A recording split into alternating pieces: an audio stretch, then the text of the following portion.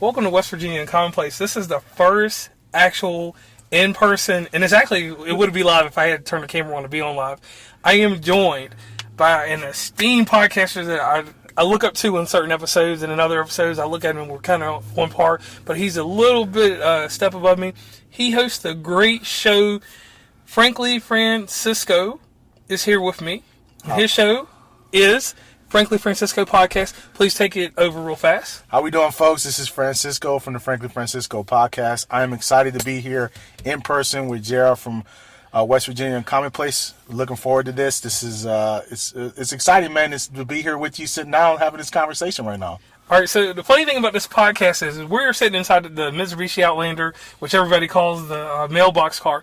We're sitting outside of a McDonald's. This was our first meeting. This is like the first in-person meeting I've done with a podcaster beyond seeing a podcaster when I was passing through a Greyhound station in Philadelphia.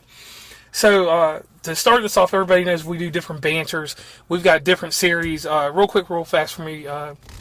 Francisco, please plug everywhere where everyone can find you. That's our quick shameless plug, something we do on the show. So, I am on Instagram, TikTok, Facebook, Reddit, Tumblr, Twitter. I'm basically on YouTube. I'm on every social media platform you can think of, except for Medium and what is the new big one now that everybody's on?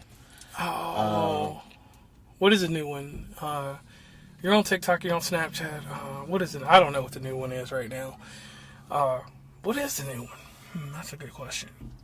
But anyway, to keep going on with this show, this is one of the shows that will be inside of the Unfiltered series, so we can just have candid conversation, and it doesn't really matter what we're talking about, but we're going to stay on point. First part of this conversation to the audience, once again, we're going to talk about his aspirations in podcasting, some of the things that he's seen along the way, and some of the things that he's learned, because just like me, we're both in the medium tier podcasting realm, and we both do question and answer podcasts for the audience that hasn't paid attention to either one of us, and they're just listening now. And if you have been listening, definitely go check out his podcast. His podcast released every Saturday. Every Saturday, yes, sir. And he stays very continuous with his podcast. Can always going down different avenues. He just got done doing May is for Music. Music is for May month.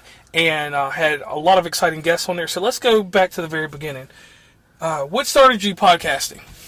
Well, it's because at first it was going to be a magazine. So it was going to be a magazine that I was going to do instead of podcasting. But it was going to be harder for the magazine to get published and get seen by people and circulate. So I figured it was still going to be a magazine of interviewing people, and it was just going to be op-eds and things of that nature. But then I saw podcasting was big, and I saw people were getting into podcasting, and I talked to people for a living. So I figured, hey, this might be a good realm of possibility for me to go into. Okay, and I like that answer, because you're telling a story of how you decided that you were getting to. So, you think about podcasting. What is the first thing you do to get yourself ready to podcast?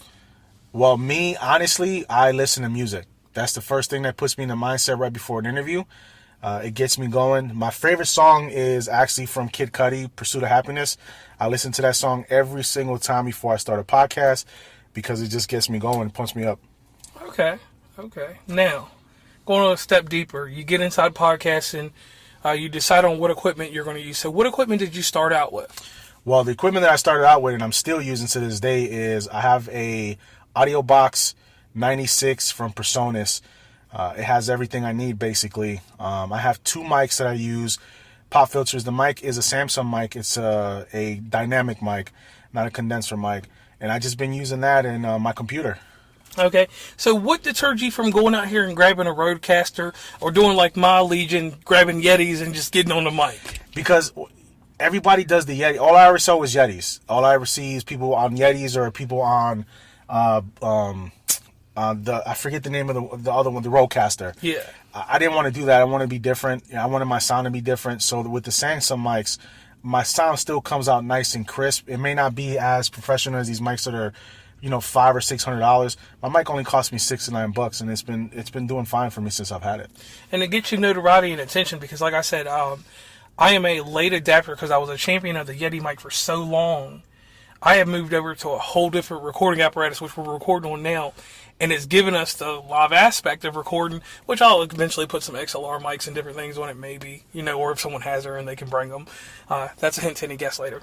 And basically, so you get your setup, you get everything going, you put out your first episode. First episode gives you a certain amount of audience, and we never want to worry about the number we get initially off the first episode, the second, the third, the fourth, fifth, sixth, seventh, eighth, or ninth. But when you got to your 10th episode, what was the feeling like when you were still podcasting at episode number 10 and you could see a rise or a fall? How did that feel? Well, it felt well. My first episode got 500 downloads, but after that, it dropped off a hill because it all depends. I believe it all depends on who you interview, and if that person you're interviewing is actually spreading the podcast around. But after that, it dropped off a hill. So I didn't get too excited. I was happy to get past my 7th episode because we know after 7 episodes, most podcasts fails. But once I got to my 10th episode and I saw that I had a steady, it was only 10 downloads, but it was steady 10 downloads the entire time from episode 1 to episode 10. Okay. And that's a good thing there because, like, sometimes the success, like, me and you spoken privately, like, it's in podcasting, it's variables. It's when you put it out, how you put it out, the advertising and the promotion behind it.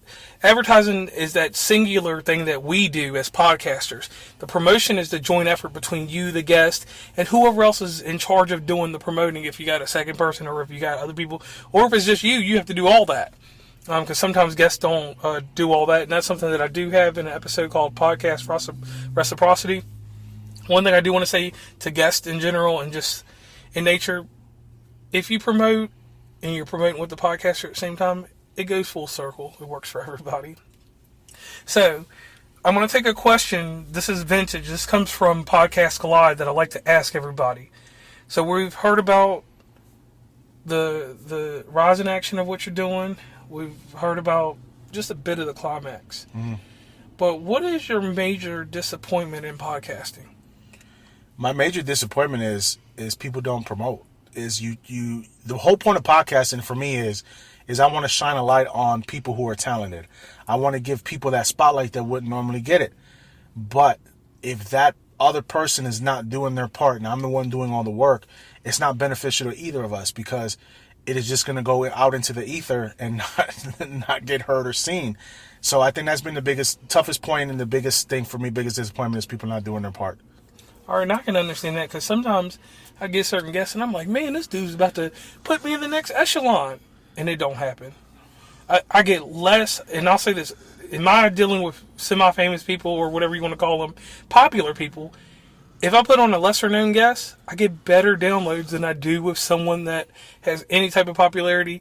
And hopefully that changes because we're in different social media aspects. It was when we first started out or when we got to the middle of podcasting, exactly where I heard about you, Instagram was very thriving. TikTok has always been on the rise. That's the rising platform for everything. So I'm not speaking on that right now.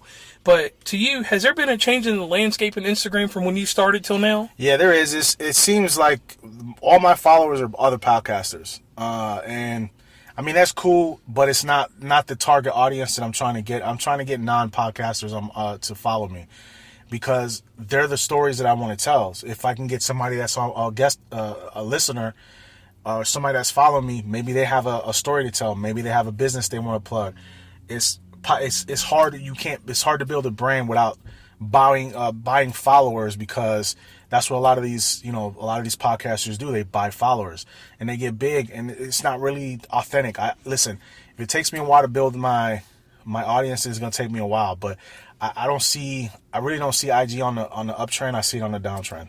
And I can wholeheartedly agree with that because the Reels, yes, because it's a competitor to TikTok, and to me, Instagram was always like a storefront. It had or a billboard. It has a nice facing on one side, but then there's an ugly side that rears its head that people don't get to talk about. And the thing that I'll talk about at this, and this is something I haven't mentioned before, I've actually been blocked out of doing certain type of content in my stories. I've been blocked where I can't create it. I can just post pictures like sometimes, and then I've even noticed with Spotify where I do everybody's episode. Like if I get a chance to listen to your episode tomorrow, I will put it out Saturday, so I'll listen to it Sunday. And even this week, I've had some where they blocked certain podcasts that I couldn't share them. So I've noticed some changes there. Now, let's get inside your podcast. You've been developing it, you've been retooling it, and you've been doing different things with it. What would you consider the best overhaul you've done with your podcast from the time that you started? It's just developing the verbiage, just doing a better job of the verbiage, coming up with catchphrases. So one of the biggest things that I learned from you, and I give you a lot of credit for this because you've been actually a mentor because you've been in this longer than I have, is catchphrases. So I've come up with my catchphrases. So if you listen to my podcast, you always hear, "That's a beautiful thing." What is your biggest pain point when it comes to what you're doing? And the one that I end with now is, no matter what anybody tells you, if you found your purpose, live it. So those are the biggest things that I've found that I've added to the show, so to show consistency. Okay. No, we can definitely go with that. Now, if you could, can you hear anything? No. No, are you recording? I was just playing. During the podcasting, you've done this and that, retooled your show, and now you're at the point where everybody gets with podcasting. You got a good feel for it. You got a mastery of what you're doing. Mm-hmm. And I go back to professional wrestling because I do a lot of antics with that, and sometimes that bothers people. But there's one wrestler in particular named Chris Jericho, and Chris Jericho states that he's the best in the world at what he does. And that's something that I try to imply to people. I'm like, you're the best at what you do in the world, not what I'm doing or what Terry or Jimmy's doing down the road. So with podcasting now, you got a feel for the things that you didn't have a feel for previously. And what were the things that you didn't have a feel for previously? Like, what is different about Francisco today than Francisco a few months ago? Getting people to get on the show. That was the hardest thing for me to do. It was like pulling teeth. People who I would try to get on the show would blow me off. They wouldn't want to come on the show. Now, after being on and people hearing me and going to some of these places, now they're just coming in droves now. It's been a lot easier for me to speak to people. It's been a lot easier for me to have conversations. That has been one of the biggest things, too. Okay. And my little thing that I always like to ask other podcasters, and sometimes I do it in our pre-call, but we didn't do a pre-call. We sat down, you ate lunch, we were drinking on drinks. So, have you done like any healing through podcasting? Because I tell you this is what I do. Sometimes I'll find a certain specific life coach or something, or some kind of therapist, because I can get some quick stuff off my chest to them, and I ain't got to pay for it. Yeah. So for me, no. For me, it's I've had healing on my own. I have solo podcasts. So the solo podcast, one of them that I did is when I was talking about the sacrifices I had to make when I moved down to South Carolina. I had to sleep in my car for 3 months. It's, paying the price, you know what I mean? And who's willing to pay for the price? And that was me venting. I think sometimes for me, it's easier to do the solo podcast to vent than it is to actually speak to like somebody who's a therapist, because I'm going to ask questions. But for myself to get stuff out is easier for me just to talk to myself in the camera than it is to talk to another guest about stuff that's going on with me personally. Okay, that's a good spin to it. Now, we're doing these intimate episodes, and like I said, we're not tracking numbers or nothing like that. Did you notice a little bit more fan interaction when it came towards you doing the personal episode to the other one? No, it's pretty much the same. Downloads have been the same. Interactions it's been the same. It hasn't been, like I said, most of my followers on IG are podcasters, and we all try to support each other. The community is a tight knit community, but as far as outside influences, people that interaction wise, no, I haven't really seen a shift or a change to that. And I think that's one thing in this whole podcasting thing. I wish someone would explain on a standard front, because even I didn't get it until maybe 4 months ago. You got to actually have a place to meet your podcast. I mean, get your fans. And I thought with having the TikTok, having the Instagram, having the Snapchat, without the mailing list, I could meet my meet my audience somewhere. Then you learn about the different little voicemail things that they can do. You get a Google number so you can keep up with the times. And the Google number and the verbal, which I use, are the only ways that I have a place that my fans can actually meet me at the door. And I found that even with Instagram and doing TikTok interactions, TikTok's starting to get flooded out with the podcasters. Yeah, TikTok is starting to get... So my TikTok, at first I was only averaging 100 views. Now, and I was promoting through TikTok for a while. It's, it's $5 for 24 hours to promote. But then when I stopped promoting and I stopped putting money into it, obviously the algorithm changes. But now I'm starting to see an uptick in some of my videos. Now they're going 700, 800 views now in the algorithm. So just staying consistent, you'll build that up. You just have to be consistent. My videos come out every week, no matter what. Okay. Now, what has happened to you inside of the Facebook arena? Facebook has been null and dormant for me. It is just a place that my friends that halfway listen, because I got like 10 that listen good and religiously, and I thank you guys. But outside of that, people that interact with it, once again, for me, it's other podcasters that I normally don't talk to on other platforms. So Facebook is a little bit of a tricky situation because Meta right now, Meta is a place where I'm probably going to start advertising again, because with Meta, it's huge. It's still going to be huge. It's $1 a day to advertise with Facebook. So I still post my stuff on there. I don't have, my page only has about 55 or 75 followers on there. But I still post religiously, and I'm still constantly posting on there. That doesn't stop. It's where my biggest views are, to be honest with you, out of everything, believe it or not, is Reddit. Wow. Oh yeah, because when you move it over there and the bots and everything move stuff around, that SEO that you build up that no one ever wants to talk about. So yeah. Reddit is the biggest. Like my downloads are, not downloads, but views is like 68, 70. Like I'm getting views that I'm not getting on IG. Besides TikTok, because TikTok, you can get 60 views easy on TikTok, but as Reddit it's been consistently on the uptick with Reddit, because you have your own room, basically you have your own subreddit, and people are going in there and watching the videos. Okay, and that's a good move for other podcasters. Definitely do that, because I speak about Reddit in circles too. The one thing I liked about it is I joined R Podcasting, which is one of them.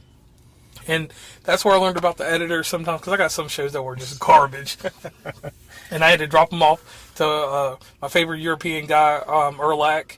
I wish I had your contact information now, because I'd probably get you for another episode or two.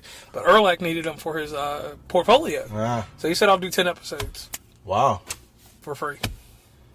Awesome. So that worked for me there. Now let's dig into some bigger things. We all have announcements and different things that we got going on in the future with our podcasting. Some of us are going to different platforms with recording. Anybody that has been following what I'm doing lately, we are trying to move away from Zoom. Zoom was very great during the pandemic. It has worked on different levels, but the guest audio has always been compromised for everyone. I don't care if it's Melvin doing his show or anybody that's lower. And with picking different platforms, you got to test this and that. So what are your thoughts on Zoom and trying to use something else? Or I want to switch away from Zoom, because a lot of my issues with my show, volume-wise and audio-wise, has to do with the guest audio, not mine. So my audio is crisp that comes in, but a lot of people on the other end don't realize that they're popping, don't realize that they're moving around too much, or they might be using the wrong type of mic for the conversation without having the correct padding in the room, and it creates echoes. So I'm trying to move away from Zoom, or what I'm trying to do is, even if I have to do it on Zoom, because most people do use Zoom, I want to get a computer program that's going to be able to clean it up better than what I can use right now. Okay. Now, before we jump off here, because we don't want to keep it too long, because Yeah. the crazy thing is we're sitting in a car to keep silence out, because we were going to do it at McDonald's, but I didn't know McDonald's freaking plays music louder than hell. Yeah. And good thing to my co-host Stacey on that one, because she's like, don't go to McDonald's, but I was just like, man, we could use McDonald's, and it didn't work. So we're sitting in a car hotboxing right now. So real quick, here's the biggest conversation that everyone wants to have with you when they have you on the podcast. You're Hispanic. Puerto Rican, yes. Puerto Rican, yes. Yeah. So you're Puerto Rican. So here's the deal. Has anything damaged or hurt you in podcasting because of your ethnicity? No, not right now, no. Because you know what? I don't project it a lot. I have a couple episodes where I talk about my heritage, but I'm not, and I was hashtagging that for a while. I was hashtag Hispanic podcaster, but I don't want to use that angle. And a lot of people said I should, because I'm a minority and I can because I go to a broader audience, but I don't want to be boxed in like that. I want everybody to come on the show because they want to come on the show. I don't want them to come on the show because I'm Hispanic.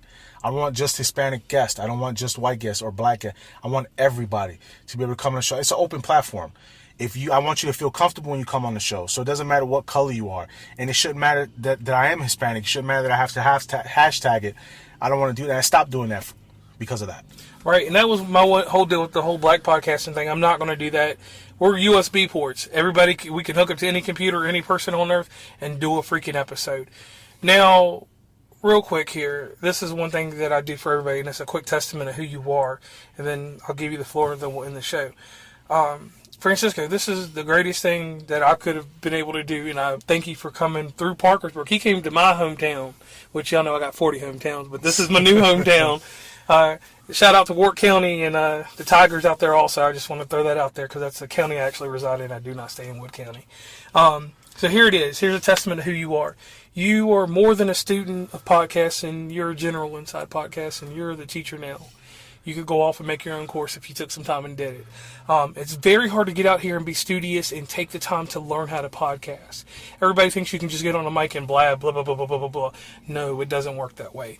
You have to take time and look at the full circle. It's as simple as looking at a hashtag and looking at niche podcast RSS apps and figuring out, like you have, that there's one that will pull in a certain type of audience. And it's sometimes taking micro advice from people and putting it all together in one thing, and that's one thing that you do good.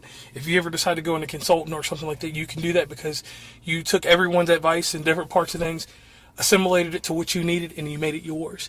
That is so hard to do in podcasting. So I want to thank you for that, and thank you for consistently bringing a great product out in podcasting, because it's very hard. Because you could get slapstick happy and just do comedy or do baby's mama drama or do relationships, but nah.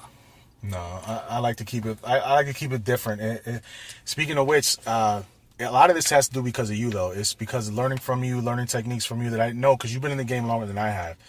And it's, I had the gift of gab, but I needed to clean up. On how I did things podcasting wise. And matter of fact, I just sat down with Jonathan Stewart, the ex-Carolina Panthers running back, and we had a good conversation because he's getting ready to might be thinking about getting into podcast. So I gave him some pointers on what to do, and he was surprised. He gave me a look like why would you help me? And I told him, I said, listen, it doesn't matter if you're an athlete, an actor. Yes. Is your audience going to be bigger than mine? Yes, because you already have a built-in fan base. But I told him, I said, that's the beauty of it, though. Make your money. There's nothing wrong with that. I'm not going to hate on you. And he was happy. Like he grabbed all my information. You know what I mean? It was a good thing that I can pass that on to somebody else that's interested. Okay, and that's what I like to hear. That's what I like to hear in podcasts, the good positive things. And any of the negative stuff, if we ever have anything that's an outtake or something like that, we'll do that on a live sometime. I want to thank you for coming on the show. And the next big thing is I need you to plug everywhere you're at. And then here's the greatest thing. If you have a venture that's coming out soon and it's something that you can announce, feel free to say it at the end too. So go ahead. So right now, I'm on TikTok. I am on Twitter. I am on Reddit. I am on Tumblr, Facebook, IG, obviously. I am working on some stuff right now. I'm trying to get on TV. So I'm trying to keep that close to the vest. I'm not going to get too much detail on that, but it's something that if it comes through for me, it's going to be, game changer for myself, and other people as well, because I want to bring people along for the ride that's been there since the beginning. So, okay, and I thank you for that. And once again, you can check us out on, and I don't do the www anymore because Stacey says I don't do enough W's. West Virginia and commonplace.com. If you need consult needs, need any help, want to buy merchandise, want to support the show, you can join there. Crazy thing that's just happened is we launched our MailChimp launch page today, so that's up and that gives you a direct way to everything. So basically, in a nutshell, you can find us anywhere. Get on Instagram, interact, engagement. Engagement is the biggest key to keeping podcasts around and so they don't fade. And on that note, I'm signing off.